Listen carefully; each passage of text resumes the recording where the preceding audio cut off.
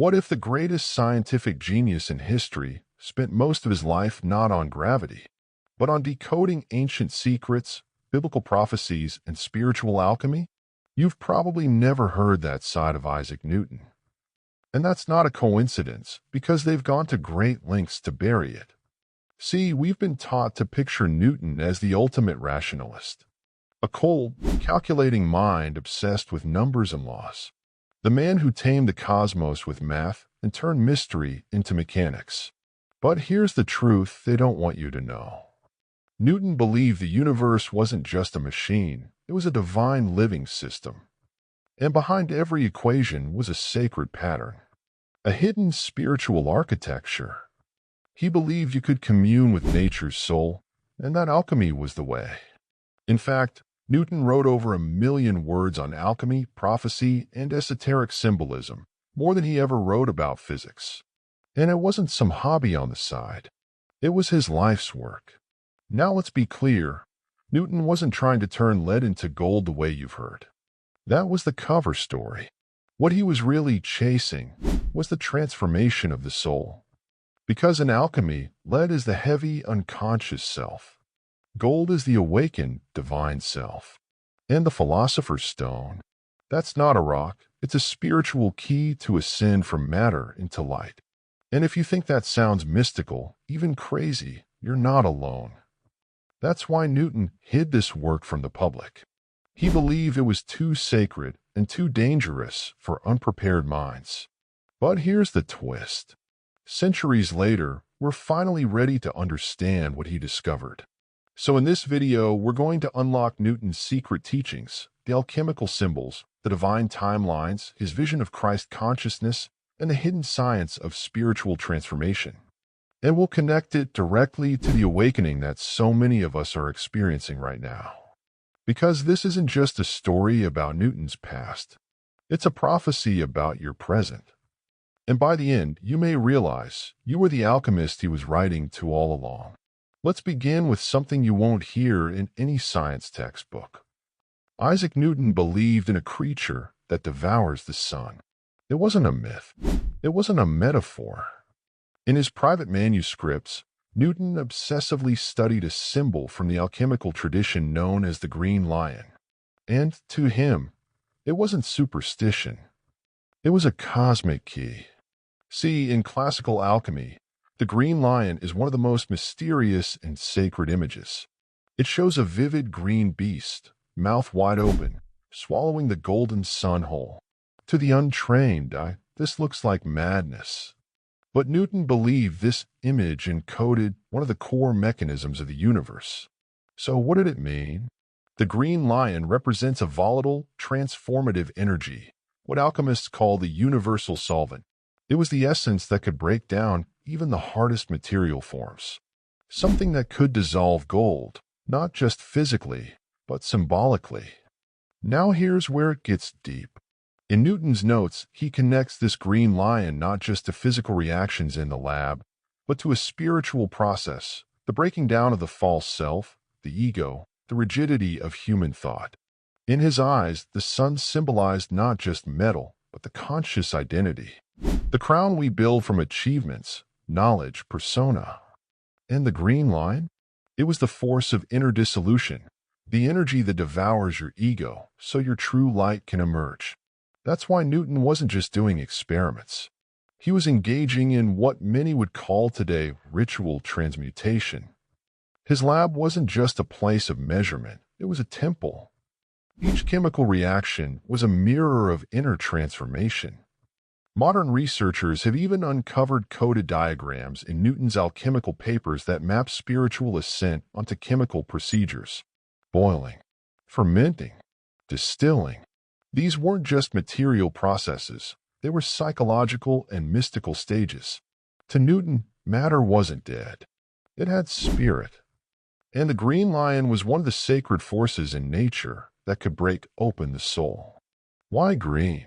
Because green is the color of raw life force, of chaos, nature, the serpent, kundalini, energy that rises before it is tamed. The green lion is wild spiritual potential, unshaped, but unstoppable. And Newton believed that by engaging with these forces, internally and externally, one could begin to glimpse the divine architecture behind all things. Now pause for a second. This is the man who created the laws of gravity, who gave us calculus, who mapped the planets. But in private, he was sketching celestial beasts, decoding mystical allegories, and writing that true knowledge required purifying the self through sacred fire.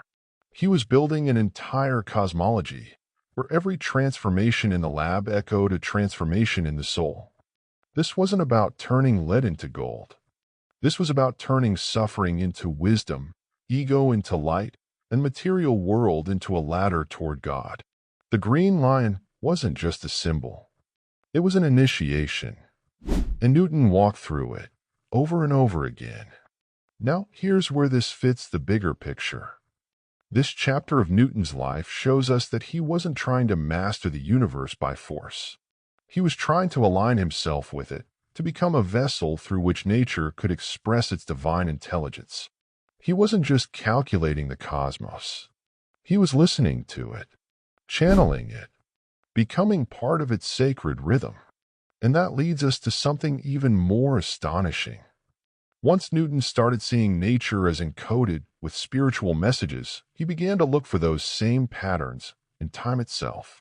Because what if the unfolding of history, just like a chemical reaction, followed hidden laws? What if the rise and fall of civilizations, the coming of ages, and the awakening of the soul were all part of one vast alchemical equation? That's what we'll uncover next. Isaac Newton didn't just believe the universe was sacred. He believed time itself was encoded with divine intelligence. While history remembers him as the architect of physical law, the truth is, Newton secretly believed in a higher mystical order that governed the rise and fall of civilizations. Not chaos, not randomness, but a coded sequence of sacred events, mapped out by a divine intelligence beyond human comprehension. And if you dig into his private writings, many of which were intentionally buried for centuries, you'll find something shocking. Newton believed that biblical prophecy was not metaphor, but math. That the cryptic visions of Daniel and Revelation were actually esoteric timelines, blueprints for how and when spiritual awakening would unfold on Earth. And yes, he even gave a year. 2060. That's the year Newton marked as a potential turning point in history, not the end of the world, but the end of an old energetic era and the beginning of something completely new. He described it not with fear, but with reverence. A sacred unveiling, a shift in consciousness, the fall of corrupted systems, and the rise of divine alignment. Let's break this down. Most people interpret prophecy through fear. They see monsters, fire, destruction. But Newton looked deeper. He believed these symbols were archetypes, spiritual forces in play, not literal events. The beast, in his interpretation, was not some demonic creature. It was the metaphysical embodiment of tyranny and spiritual deception. The whore of Babylon was corrupted knowledge systems. And the New Jerusalem, that was Newton's vision of a sacred society aligned with divine law. Think about that. The man who laid the foundation of empirical science spent years in solitude, mapping out energy shifts across epochs, believing that humanity was on a trajectory towards sacred transformation. And this wasn't just theory. Newton built complex chronological tables aligning ancient prophecy with political and spiritual events throughout history. He used the 70 weeks of Daniel, the timelines of Revelation, and coded calendars to trace the ascension of consciousness across civilizations. And here's where it gets truly mystifying. Newton believed these ancient codes could only be interpreted by a mind in alignment with divine intention. He warned that those who approached prophecy with arrogance will be led into confusion. But those who sought truth with humility, those whose inner alchemy had refined their soul, they could glimpse the sacred pattern. In other words, he believed spiritual awakening was the prerequisite for understanding sacred time. You couldn't decode the prophecy unless you were already on the path. And this changes everything. Because suddenly Newton's life wasn't just about laws of nature, it was about preparing for a quantum shift in human destiny. He believed that by the time this great energetic turning came, humanity would be ready to step into its next evolution, not just technologically, but spiritually. Let me say that again. Newton saw prophecy as a divine countdown to awakening. So how does this fit into the bigger puzzle? Well, it reveals that Newton didn't just want to know the laws of nature. He wanted to know the mind of God, not through faith, but through pattern recognition across sacred timelines. And that's exactly what he wrote in his final lines of Principia Mathematica. This most beautiful system of the sun, planets, and comets could only proceed from the counsel and dominion of an intelligent and powerful being. He was not just building a telescope to see the heavens. He was building a spiritual portal to understand the divine intelligence behind it all. Now here's the reframe. What if your spiritual awakening isn't random? What if it's happening right on time? What if your soul chose this timeline because you're here to remember something ancient, something forbidden, something sacred? Because Newton believed that when the world reached a certain frequency, when enough souls began to awaken, the veil would lift.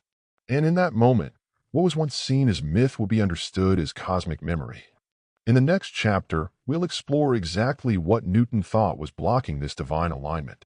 And it might surprise you to hear, it wasn't science. It was religion. Not the sacred teachings, but the corrupted systems that twisted them. Let's go there next. Most people think Newton was a devout Christian.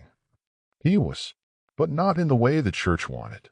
What you're about to hear is one of the most hidden, forbidden, and sacred aspects of Newton's spiritual journey.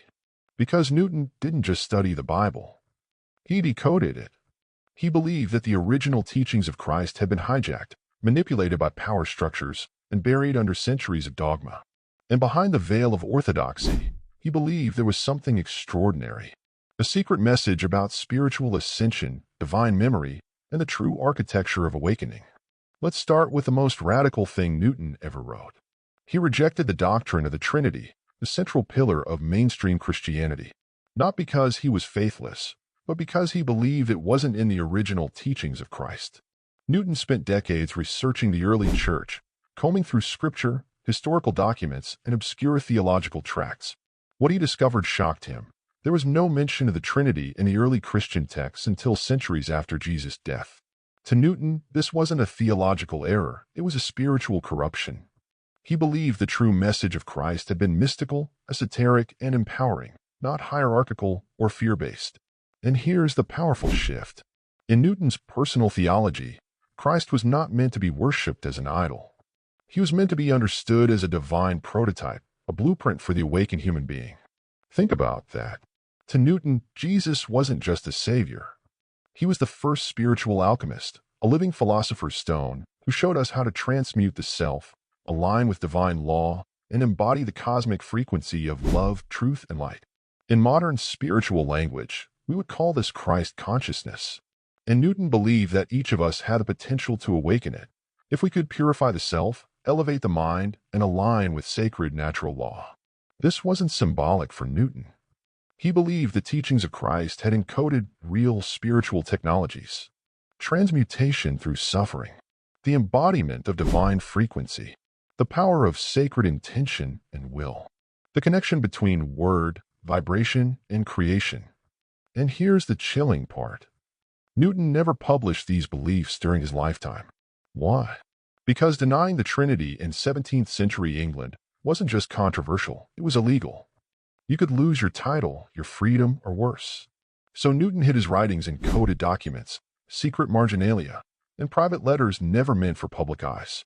Until centuries later, they were discovered and revealed the mind of a man who saw Jesus not as a God to be worshipped from below, but as a guide to becoming divine from within. And now let's bring this to you. Because what Newton saw, what he risked everything to explore, is what millions of awakened souls today are sensing intuitively. That Christ wasn't trying to start a religion. He was trying to activate a new level of consciousness, to initiate a sacred remembrance, to light the path toward divine embodiment. And the fact that Newton, of all people, believed this, should shake the very foundations of what we think science, faith, and truth really mean. This chapter isn't just about theology. It's about reclaiming the spiritual essence of Christ, not as a distant figure, but as a cosmic frequency already encoded in you. That's what Newton saw. And when he couldn't find it in the church, he turned to something even older, something that held the keys to both the material and the mystical. The ancient sacred texts, the Hermetic scrolls, the lost wisdom of Egypt and beyond. Because Newton believed the secret teachings of Christ weren't lost. They were hidden in plain sight, inside the mystical traditions of the ancients. That's what we're going to explore next. At the heart of Newton's hidden spiritual life was a deep reverence for something ancient, something mystical, something forbidden. It was called Hermeticism, a sacred philosophy that claimed all of reality was governed by divine patterns, and that true knowledge came not just through reason, but through alignment with the soul of the cosmos. And Newton was obsessed with it. You've probably never been told this in a science class, but Newton owned and studied dozens of Hermetic manuscripts, texts that trace their origins back to ancient Egypt, through Greek mystery schools, and into the secret teachings of medieval alchemists. At the center of this philosophy was a single sacred phrase: as above, so below. To Newton, this wasn't poetry. It was physics. It was prophecy. It was a divine principle that unified all things: spirit, matter, body, soul, star, and cell. Let's go deep. Hermeticism teaches that every part of the universe is a reflection of the whole. That the same patterns which govern the movement of galaxies also shape your thoughts, emotions, and spiritual evolution. In modern language, this is fractal consciousness, the idea that the micro and macro mirror each other. And Newton believed this wasn't metaphor. It was law. That's why he spent years decoding the architecture of Solomon's temple. Not because he was religious in the conventional sense, but because he believed it encoded the divine blueprint of the universe, what we might now call sacred geometry. He believed the ancients, especially the Egyptians and Hebrews, had been given direct knowledge from a higher source, that their temples, rituals, and symbols were not primitive, but quantum-aligned blueprints of sacred vibration. And Newton was certain that science had lost its way. That in chasing data, it had forgotten the esoteric codes that connected the inner and outer world. To him, true science wasn't about breaking the universe apart. It was about recognizing the mystical architecture that held it together. And this is where it gets even more extraordinary. In his private diagrams, Newton drew correspondences between the movements of planets, the vibrations of musical harmonics, and the measured proportions of sacred buildings. He was trying to show that the universe was a kind of cosmic symphony, a living harmony of frequencies. What ancient mystics call the music of the spheres. That concept alone could be a full video. But for Newton, this wasn't a curiosity. It was a spiritual necessity. Because he believed that by understanding these harmonic patterns, by living in resonance with the sacred architecture of nature, we could return to divine order. We could awaken. And here's where it becomes deeply personal. Newton wasn't just studying Hermeticism.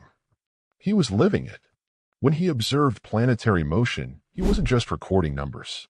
He was witnessing the mind of the Creator in motion. When he studied light and prisms, he was uncovering not just physics, but the spectrum of divine intelligence refracted into form. This wasn't science for science's sake. It was a devotional practice, a form of worship through precision. Now let's zoom out. Why does this matter? Because Newton's belief in Hermetic law tells us something profound. That he saw reality as alive, that he saw knowledge as sacred, and that he believed the ultimate purpose of inquiry was not control, but alignment. This is the exact opposite of what modern science teaches. Today, we dissect, reduce, and strip the soul out of matter. But Newton saw matter as infused with the divine. He believed the universe was a living intelligence, encoded with light codes, sacred geometry, and spiritual vibration. In many ways, Newton was a quantum mystic before quantum even had a name. And now, centuries later, as humanity begins to awaken again to the spiritual intelligence behind all things, as we rediscover energy healing, frequency medicine, sacred architecture, consciousness fields, we are, perhaps unknowingly, picking up exactly where Newton left off. He walked this path in silence, but we are speaking it now out loud. And as this ancient sacred knowledge resurfaces, so does the original question that drove Newton deeper than any equation. What is the bridge between spirit and matter? In the next chapter, we'll explore exactly how Newton answered that, by turning his own life into a ritual of transformation, a living laboratory of the soul. Because he didn't just study alchemy, he practiced it. And what he found in that sacred fire may hold the key to how you navigate your own awakening today. By now, you've seen the shadow side of Newton's legacy, the side history tried to erase. But if you truly want to understand how far his spiritual path went, you need to look at how he lived. Because Newton didn't just study alchemy. He practiced it, not casually, not intellectually, but ritually, devotionally, mystically. And what you're about to discover is that his lab wasn't a lab at all. It was a temple, a place of sacred transmutation, both physical and spiritual, a portal between the material and the divine. Let's begin with a simple, often overlooked fact. Newton conducted his most intense alchemical experiments in complete isolation, alone, at night, behind closed doors, his curtains drawn, his journals encrypted, his rituals secret. To most, it sounds eccentric. But to those who understand ancient mystery traditions, this is instantly recognizable. This is the initiate's path, the path of the alchemist priest, the one who undergoes sacred transformation through fire, solitude, and symbolic death. And that's not poetic exaggeration. In Newton's detailed notes, many written in code, he speaks of the stages of alchemical work not just as chemical processes, but as internal initiations. Nigredo, the blackening, symbolic of death, ego dissolution, shadow exposure. Albedo, the whitening, purification of the inner vessel, the awakening of divine clarity. Rubido, the reddening, the sacred union of spirit and matter, the emergence of the true self. Newton tracked these not just in beakers and flasks, but in his own soul. Let that sink in. He believed every stage of the laboratory mirrored a stage of inner transformation. Every chemical transmutation reflected a spiritual vibration. Every observation was a kind of silent prayer. To Newton, the alchemical flame wasn't just a heat source. It was a living metaphor for the fires of divine purification. He believed that the soul, like lead, must be broken down, burned, and reassembled in higher form. And so he labored in secret night after night, not just to discover new elements, but to become a new element himself. This wasn't science. This was soul work. He was turning himself into a spiritual instrument, purifying every layer of being, seeking not just knowledge, but alignment with divine vibration. Modern historians can't fully explain why Newton would spend decades obsessing over impossible experiments, why he would sacrifice wealth, fame, and connection for what seemed like esoteric madness. But for those on a spiritual path, the answer is crystal clear. Newton wasn't chasing gold. He was chasing God. Not the God of churches and sermons, but the infinite, encoded intelligence of the cosmos. He believed that this divine essence could only be revealed when the self was ready. And that alchemy wasn't just a science of elements, but a ritual of readiness.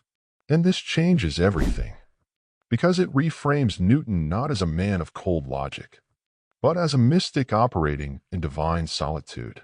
A soul who believed that to understand the universe, one must become worthy of its secrets. His beakers were baptisms. His notebooks were scriptures. His fire was sacred. And his laboratory was a portal of ascension. And now, centuries later, that same flame is being reignited. Not in physical labs, but in the hearts of awakened beings all over the planet. Because what Newton lived in private, we are now living in public. We are reclaiming the path of the inner alchemist, turning pain into purpose, shadow into light, ego into divinity, and time-bound identity into timeless being. In our next and final chapter, we'll bring it all together. We'll look at how Newton's hidden life wasn't a side story. It was the real work. And how everything he wrote, hid, and protected was never meant for his generation. It was meant for ours. Isaac Newton spent his entire life chasing what most of the world wasn't ready to see. He studied light, but he was really after illumination. He measured time, but he was really chasing timelines of awakening. He transformed metals, but he was really working to transmute the soul. And the truth is, he wasn't working for his time. He was working for ours. Because Newton believed that sacred knowledge was not for everyone. It was for those who were ready. And that one day, in the distant future, a generation would emerge. A generation who could finally see what he saw. A generation that would awaken from the illusion of separation. From the lie that science and spirit are opposites. From the veil that has kept divine knowledge locked behind institutions, dogma, and fear. That generation is you. Right now, as we collectively step into a new energetic era, An era of accelerated consciousness, of planetary shifts, of quantum leaps in awareness.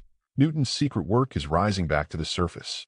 Not by chance, but by design. Because his deepest teachings were always meant to be hidden, until the vibration of the planet was high enough to receive them. He knew the truth couldn't be given to minds rooted in control, ego, or fear. It had to be discovered by hearts that were ready to remember. That's why he encoded his notes, why he worked in silence, why he guarded his inner world like a sacred temple. Because he wasn't just protecting his discoveries. He was protecting your future path to reclaim them. And now, in this moment, we are re-entering the portal Newton saw ahead. A sacred return, a divine unveiling, where science becomes soul, where spirit becomes structure, where prophecy becomes presence, where as above, so below becomes more than poetry. It becomes the very blueprint of how we awaken from the simulation. And if you're watching this, your awakening has already begun. You're not here by accident. You're not drawn to these teachings by curiosity alone. You're here because something inside you, something ancient, recognizes this frequency. You are the modern alchemist. You are the continuation of Newton's real legacy. You are the one he believed would be able to complete the equation he began. Not through formulas, but through alignment, through embodiment, through divine remembrance. Because what he was really trying to show us is this. Gravity may pull us down, but it is light that pulls us home. And as you walk your path of awakening, through shadow, through fire, through revelation, remember this. Newton was never just a man of science. He was a mystic, a codebreaker, prophet. And everything he saw, everything he left behind, wasn't meant to be his truth. It was meant to be yours. If this opens something in you, don't just click away. Because this isn't the end of the story. It's a reminder of who you really are. You are the alchemist now. And the work that Newton began in silence, you are here to carry in the light. Like, share, comment what this awakened in you. And if you're ready to go even deeper, subscribe. This is just the beginning.